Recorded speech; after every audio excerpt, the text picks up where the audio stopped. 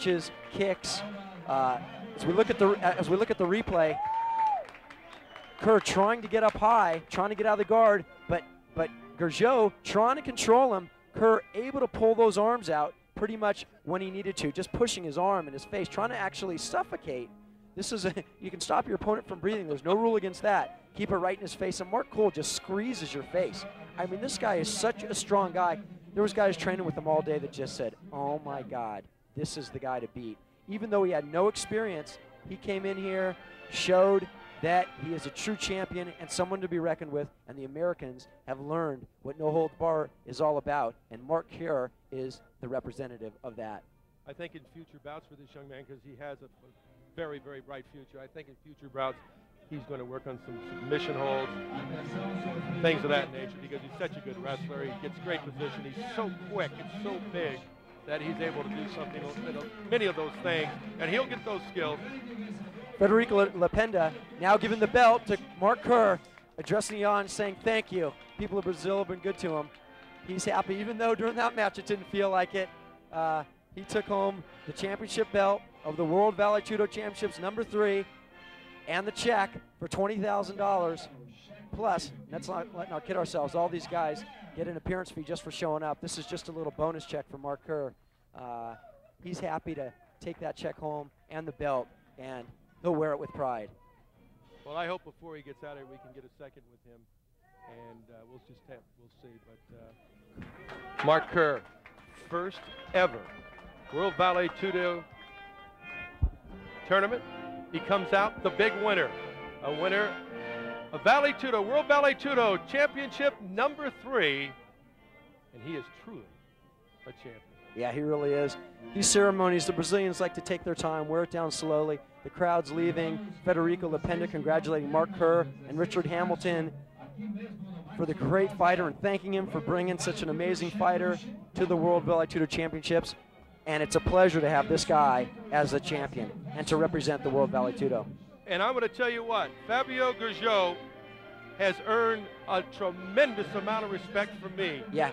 He addressed this crowd after taking this beating. He addressed this crowd and told them, thank you, please show some class. Please don't create any problems, because it can get very volatile in venues like this, but it did not, and I tip my hat to him. Boy, I'll tell you, I will pay.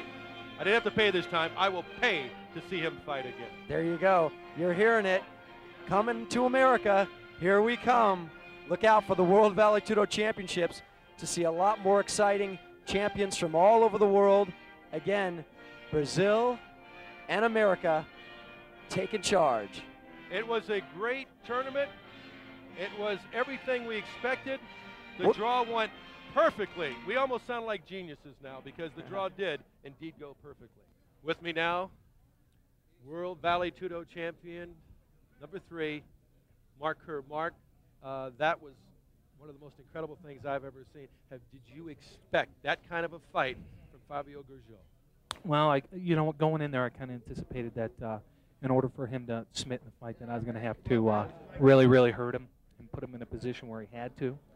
But I knew that being in Brazil, being a favorite, crowd favorite, that I was going to have to do everything I did and hope that he would submit.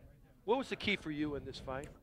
I think the key is just having an awareness, and you know, I was really, like I was saying earlier, I was a little hesitant to whether or not I was going to be able to execute a lot of, you know, hand strikes and things like that. And it's amazing when I got out there that you know, how much instinctual through the years, just hand-to-hand combat, that, you know, your instinct really takes over. It's amazing. You had an interesting run through this tournament. You get Paul Varland, the polar bear. Tell me about that bout real quickly.